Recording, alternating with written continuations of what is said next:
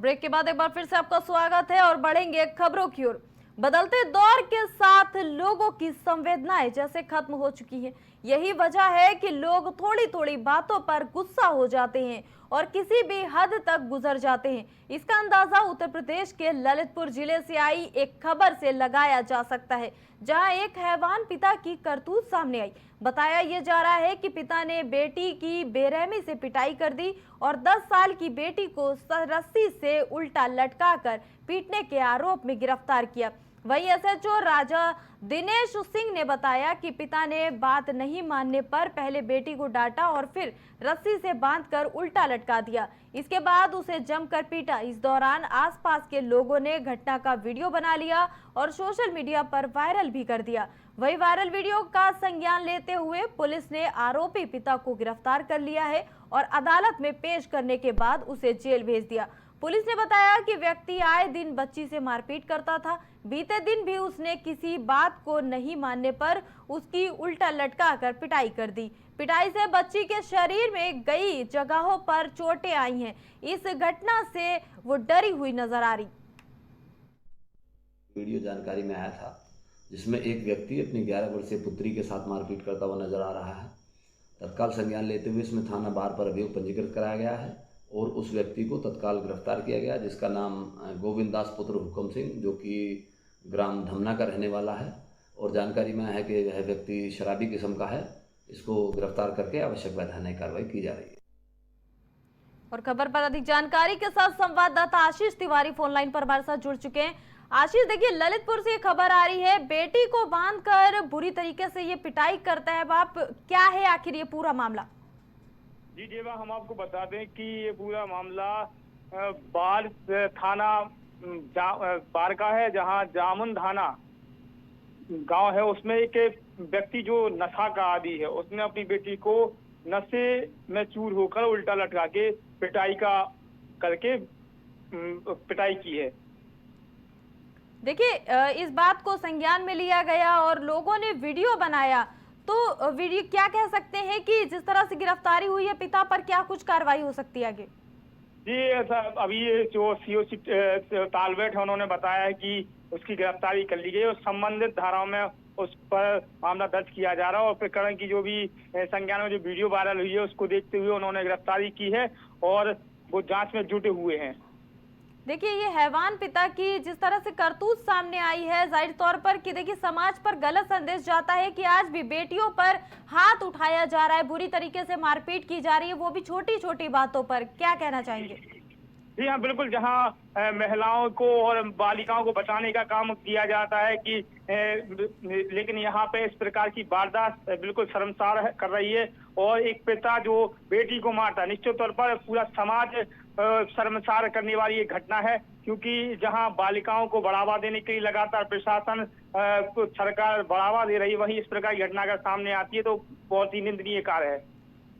देखिए, कार्रवाई की हम जिस तरह से बात करें कि मानसिकता ऐसे लोगों की, ये एक ही बाप ऐसे नहीं है, ऐसे बहुत सारे पिता समाज में मौजूद है जो अभी भी बेटियों पर अत्याचार करते हैं। इनकी मानसिकता आखिर किस तरह से ठीक की जाए, कैसे देखते हैं खबर को आप? जी, हम मानसिकता की बात करें तो ये नशे के जो आदी होते हैं या कह सकते हैं कुप्रवृत्ति के लोग होते हैं, जिनकी विचारधारा बिल्कुल अलग होती है, महिलाओं के प्रति हो चाहे बालिकाओं के प्रति हो, तो निश्चित तौर पर ऐसे लोग इस प्रकार की वारदात करने में चूकते नहीं है। जी बिल्कुल आशीष, बहुत बहुत धन्यवाद खबर पर जुड़ने के लिए।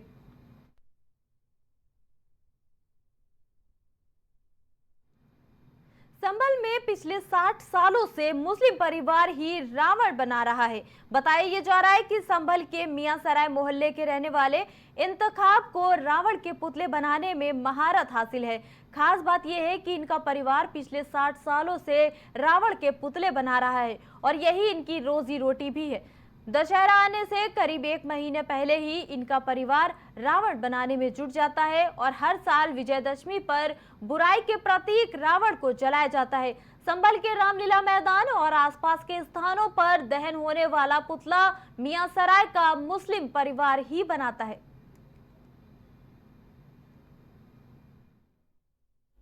कम से कम 60 साल से मनाते हुए आ रहा है।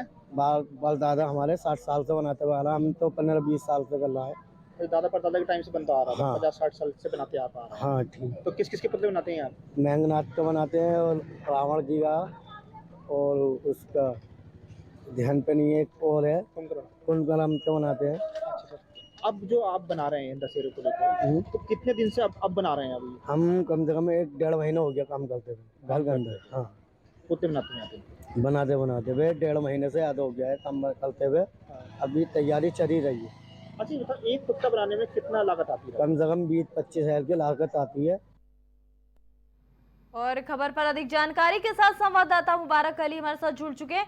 मुबारक, देखिए एक मुस्लिम परिवार रावण का जो कह सकते हैं, देखिए उनकी रोजी रोटी इसी पर टिकी हुई है, वो पुतला बनाते हैं और कई जगहों पर भेजते भी हैं। क्या कहेंगे इस खबर पर?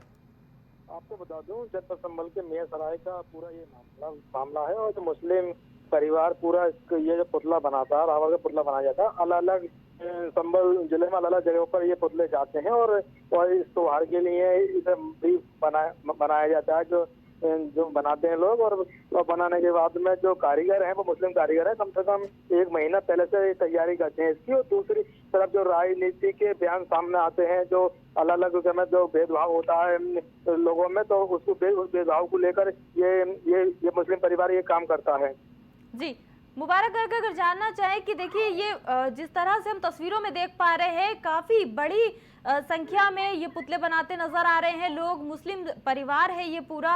अगर हम बात करें इसमें क्या क्या सामग्रियां ये लोग यूज करते हैं और कितने दिन पहले से ये पुतले बनाने लगते हैं, इस पर थोड़ी नजर बनाएं।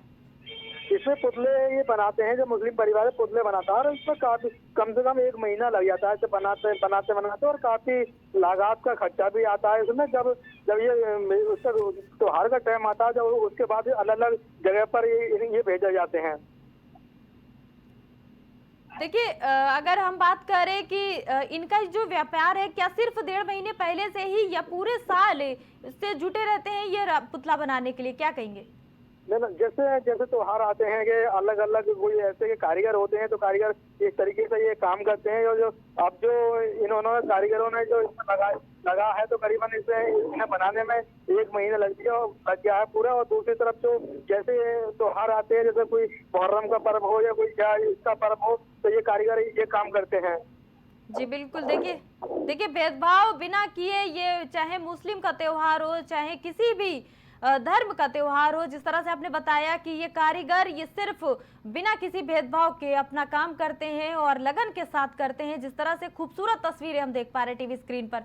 मुबारक अली, बहरहाल इस खबर पर जुड़ने के लिए बहुत बहुत धन्यवाद आपका।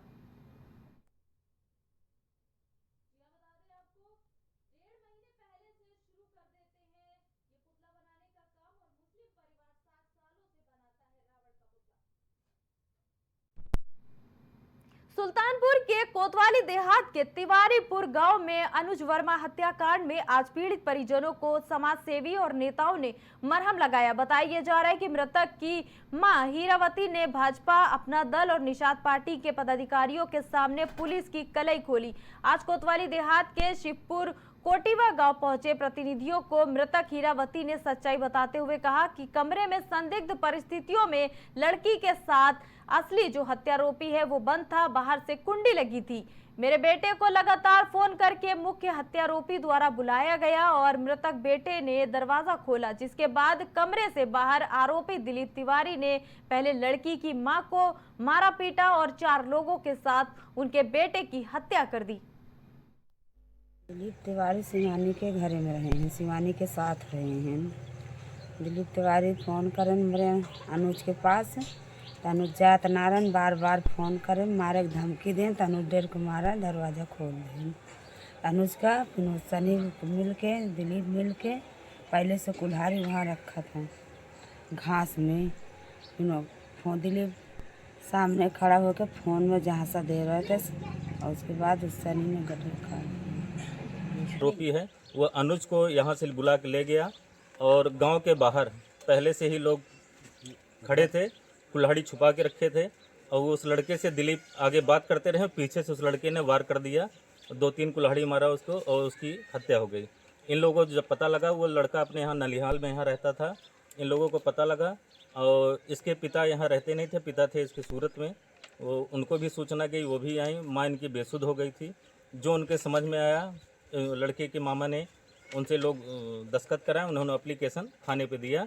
लेकिन जब इनको ये सूचना हुई कि इसमें दिलीप तिवारी का नाम नहीं है, तो उसी बाबत ये लोग कार्यालय पे हमारे गए और हमको लेके कप्तान साहब से मिलने गए थे।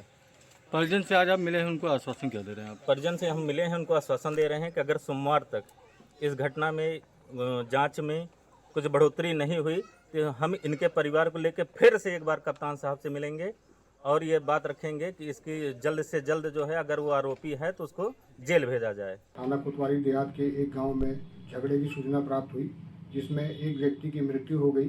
पुलिस तत्काल मौके पर पहुंची और शव को पंचायतनामा करके पोस्टमार्टम के लिए जिला अस्पताल भेजा गया।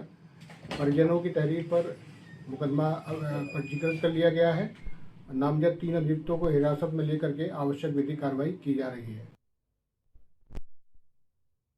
अधिक जानकारी के साथ संवाददाता आशुतोष हमारे साथ जुड़ चुके हैं। आशुतोष, देखिए, अनुज मर्डर केस को लेकर क्या कुछ अभी अपडेट्स है आपके पास, बताएं। बीते 5 तारीख की घटना है, दिन दहाड़े की घटना है जी। ये कोतवाली देहात के अंतर्गत में शिवपुर कोटिया गांव का मामला है, जहां पर दिन दहाड़े की हत्या का मामला गांव का ही होता है। वो आपसी के मामला है। क्या कहा सुनी थी, वो कहा सुनी के दौरान जो है वहां पे कुल्हाड़ी से हत्या कर दी जाती है। लेकिन मुख्य आरोपी जो है वो जेल के बाहर चल रहा है। जो आरोपी नहीं किया, जो मामले में नहीं था, उसको जो है पुलिस ने जो है उठा लिया है। लेकिन फिलहाल परिजन का जो कहना है और जो वहाँ के नेता लोग गए थे, गणमान्य लोग जो गए थे, उनका ये साफ स्पष्ट कहना है जो मुख्य आरोपी है वो तो जेल के बाहर है, जो आरोपी नहीं है उसको जेल के अंदर बैठाया गया। फिलहाल वहाँ पे एक आश्वासन देना और परिजन से मुलाकात करना, उनका ये कहना हो रहा था साफ स्पष्ट, अगर सोमवार तक हमारी सुनवाई नहीं होती है तो हम आगे भी इसका आदेश करेंगे। अगर मुख्य आरोपी बाहर है, फिर लीगल में जो है आपने उसको कैसे बंद करके रखा है, ये बातें पूरी सामने आ रही हैं। जी, देखिए, मृतक की मां जो है हीरावती, उन्होंने भाजपा हो गए और अपना दल या निषाद पार्टी, ये सभी पदाधिकारियों को बुलाकर पुलिस पर भी आरोप लगाए हैं, उस पर क्या कहेंगे? देखिए, बिल्कुल आपको बता दें, जो भी कांड होते हैं, कांड के दौरान जो भी मुख्य आरोपी होते हैं उनको तो जल्दी गिरफ्तारी तो पुलिस नहीं कर पाती है, लेकिन आश्वासन के तौर पे किसी और को गिरफ्तारी कर ली जाती है। फिलहाल इसमें क्या है, ये पूरा जांच का विषय है और जिन्होंने ये कांड किया है वो कांड जो करके फरार है, वो अगर नहीं पकड़ा जा रहा है, उनका नाम नहीं आ रहा सामने, फिर एक बड़ी एक निंदा वाली बात है। मुख्य आरोपी क्यों नहीं पकड़ा जा रहा है, परिजन के हिसाब से अगर माना जाए तो। फिलहाल जिससे ये जो कांड, बड़ी वारदात जो हुई है दिन दहाड़े की और एक गांव की हुई है, कहा सुनी में हुआ है, ये क्या मामला है, ये पूरा जांच के विषय। उस जांच के मुताबिक जो है जो मुख्य आरोपी है उसको कार्रवाई होनी चाहिए। जी बिल्कुल आशुतोष, बहुत बहुत धन्यवाद आपका इस खबर पर जुड़ने के लिए।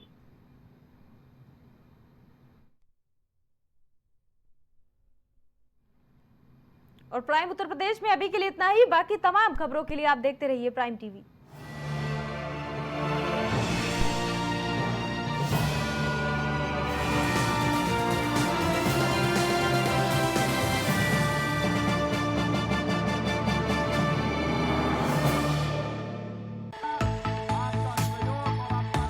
कुछ भाव पुष्प।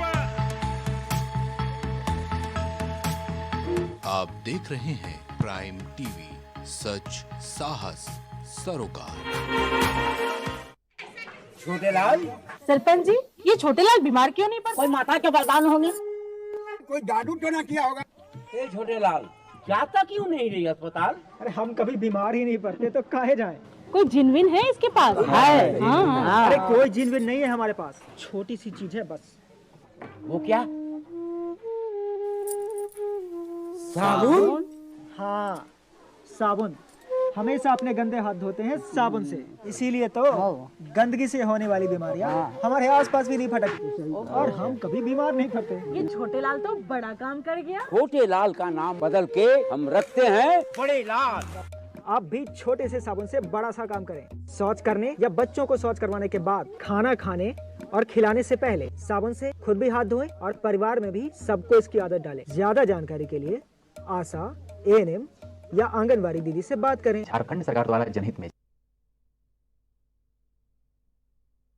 स्वच्छ सर्वेक्षण 2022 से 2023 में झारखंड को देश में दूसरा स्थान प्राप्त हुआ है। इसके लिए झारखंड सरकार को सम्मानित किया गया है।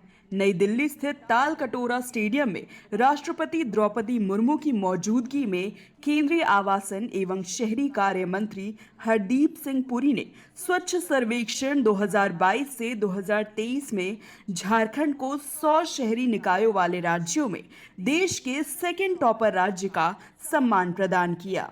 झारखंड सरकार इस अवसर पर सभी राज्यवासियों का आभार व्यक्त करती है और आशा करती है अपने आसपास साफ सफाई का विशेष ध्यान रखते हुए आगामी त्योहारों को मनाए। जय जौहार, जय झारखंड। छोटेलाल, सरपंच जी, ये छोटेलाल बीमार क्यों नहीं पड़े? कोई माता के वरदान होंगे। कोई जादू टोना किया होगा। ए छोटेलाल, जाता क्यों नहीं रही अस्पताल? अरे हम कभी बीमार ही नहीं पड़ते तो काहे जाएं? कोई जिनविन है इसके पास? है। हाँ। अरे कोई जिनविन नहीं है हमारे पास, छोटी सी चीज है बस। वो क्या? साबुन? हाँ, साबुन। हमेशा अपने गंदे हाथ धोते हैं साबुन से, इसीलिए तो गंदगी से होने वाली बीमारियां हमारे आसपास भी नहीं फटकती और हम कभी बीमार नहीं पड़ते। ये छोटेलाल तो बड़ा काम कर गया। छोटेलाल का नाम बदल के हम रखते हैं बड़े लाल। आप भी छोटे से साबुन से बड़ा सा काम करें। शौच करने या बच्चों को शौच करवाने के बाद, खाना खाने और खिलाने से पहले साबुन से खुद भी हाथ धोएं और परिवार में भी सबको इसकी आदत डालें। ज्यादा जानकारी के लिए आशा, एएनएम या आंगनबाड़ी दीदी से बात करें। झारखंड सरकार द्वारा जनहित में। इस जन्म क्या हर जन्म का प्यार होना चाहता। सुनहरी झील में कुछ झिलमिलाती कश्तियां देखी। दिल तुझे रोक रहा है कि जमाना कह दे, या बुरा लगता है तुझको मेरा आना, कह दे। इस 7 जन्मों तक चलूंगा 7 वचनों के लिए।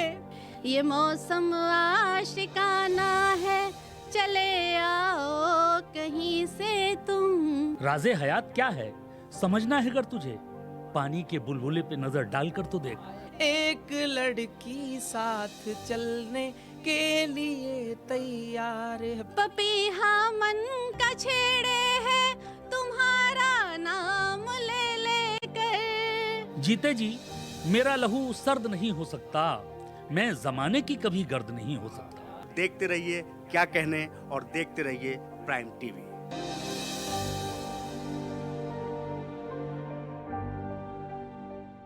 दशहरा ये याद दिलाता है कि हमेशा धार्मिकता की जीत होगी। जीत और प्यार के आशीर्वाद को संजोने का समय। आपको प्यार, हंसी और मीठी जीत से भरे दिन की शुभकामनाएं। आइए अन्याय के खिलाफ खड़े होने के साहस का जश्न मनाएं। झारखंड को सुंदर और साफ बनाएं। सभी देश और प्रदेशवासियों को जीवन में हमेशा सही चीज के लिए लड़ने की ताकत से भरपूर विजयदशमी की बहुत बहुत शुभकामनाएं।